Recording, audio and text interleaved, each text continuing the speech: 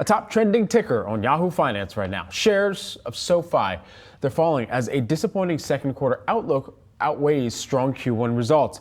Adjusted revenue and EBITDA for Q2 missing analyst expectations. In the first quarter, the company did see some of the strong growth in loan originations across the board. You're looking at double-digit year-over-year growth for personal and student loans. Home loans up a whopping 274% from the prior year. Here to dig into the results, we've got SoFi CEO Anthony Noto. Anthony, great to grab some time with you on the back of the results that you announced for SoFi. Just broad strokes to start things off, I wonder what you're seeing in the demand environment for loans right now.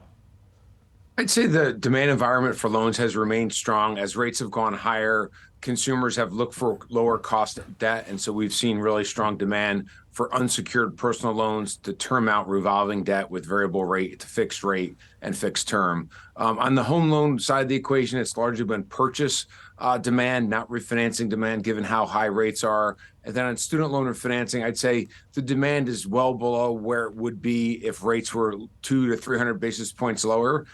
So I say it's a tale of two cities.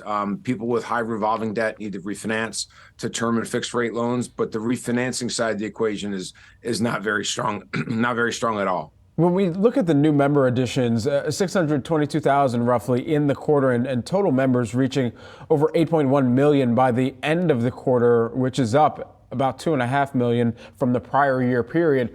All these things considered, we've heard different classifications of the consumer being resilient or the consumer being healthy, but we're starting to hear more about the consumer being stretched. Where do you fall within that camp? Yeah, we're going after a segment of the market that's higher in credit and higher in income. So it may not be representative of the demographics that are being talked about. We're seeing really strong demand. Our business grew 26% year over year for total revenue, but the tech platform business and the financial services businesses grew combined 54% year over year. We had record deposit growth at $3 billion. We had really strong AUM growth for SoFi Invest business. We're seeing good trends in our credit card portfolio performing better. So overall, we're seeing more spending, more deposits, and more engagement on those products that I mentioned. We're also seeing continued spending through our payment processing platform at Galileo and strong trends there from consumers. In terms of life of loan losses, our outlook remains that we'll have life of loan losses of about 7 to 8%. We are seeing credit performance normalize. It was quite low on the back of COVID and all the aid that was provided, but we've articulated that those losses will go up and normalize back to where they were pre-COVID levels, and that's exactly what we're seeing. We're approaching some key education deadlines, especially for higher education and college goers who are anticipating beginning coursework perhaps in the fall here. And notably, there have been some issues with the federal and FAFSA side of the equation. How has that kind of dovetailed over to your business and ultimately where some of the student loan, personal loan originations have started to come in? On the in-school loans, we'll see more of the in-school loans being pushed towards Q3 than Q2, given some of the issues with FAFSA.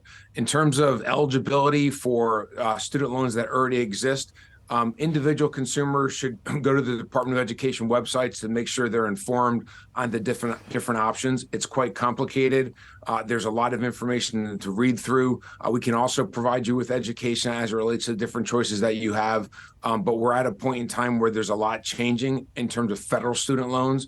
If you have private student loans, those can be refinanced through SoFi quite easily. But again, you really have to understand the pros and cons and consider all the implications for your individual situation. Anthony, we were just having a discussion with one of our contributors, Ross Mack, about how people can make sure that they don't have loans by the time that they graduate, or they're paying them down very quickly on the other side. For a lot of those out there whose college decision might be drastically different because of the rising costs and the cost of college versus how much they're anticipating to make thereafter, I wonder where we're starting to, or where we expect to see some of those costs ultimately come down. Are we seeing that at all? And what is the pass-through effect for your business? I don't think college tuition is coming down at all. It's continuing to go up, and it, quite frankly, is becoming very challenging for an individual to fund their college education if they don't have the benefit of family that can help them with paying tuition. Obviously, there's financial aid and other avenues to go down. The thing I'd emphasize more than anything else is that when you're choosing how to pay for college, that you think about the job that you're going to have when you're done with college based on your major and what the income of that job is once you graduate from school, and make sure that you're going to be able to pay those loans back at a rate that doesn't cause you to have no discretionary income or to have to take on additional debt to live day to day. Ideally, the cost of your loans relative to your income will be substantially below your disposable income, so you have excess to be able to invest in your 20s. Getting that formula right is really critical. Many college-going new entrants are misled that they can afford the amount of debt for a specific major. It's just not true. They have to do the math on their own on what they would make on a post-tax basis, what they would need to pay for, the housing as well as food and entertainment and transportation, and then what's left from there. Can they invest, or is it all go to pay off their student loans? And getting that equation right is really critical to not digging a hole when you get your first job.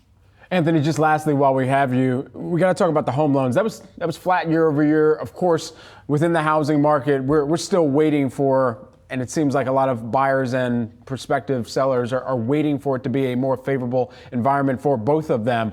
When that comes, unknown, because it's largely hinged to the Fed here. I wonder how much you're continuing to track the Fed's every move, given that it will directly impact that home loans part of your business. Yeah, we're following the Fed very closely, like everyone else. If we did see declining rates, our home loan business would do much better. There'd be more demand for the home loans. We largely do government agency loans, which means we could underwrite as much demand as there is, since we know what the formula is required for us to pledge those loans to the government agencies. And that business would have a great tailwind with declining rates. Student loan financing will also pick up meaningfully in declining rates.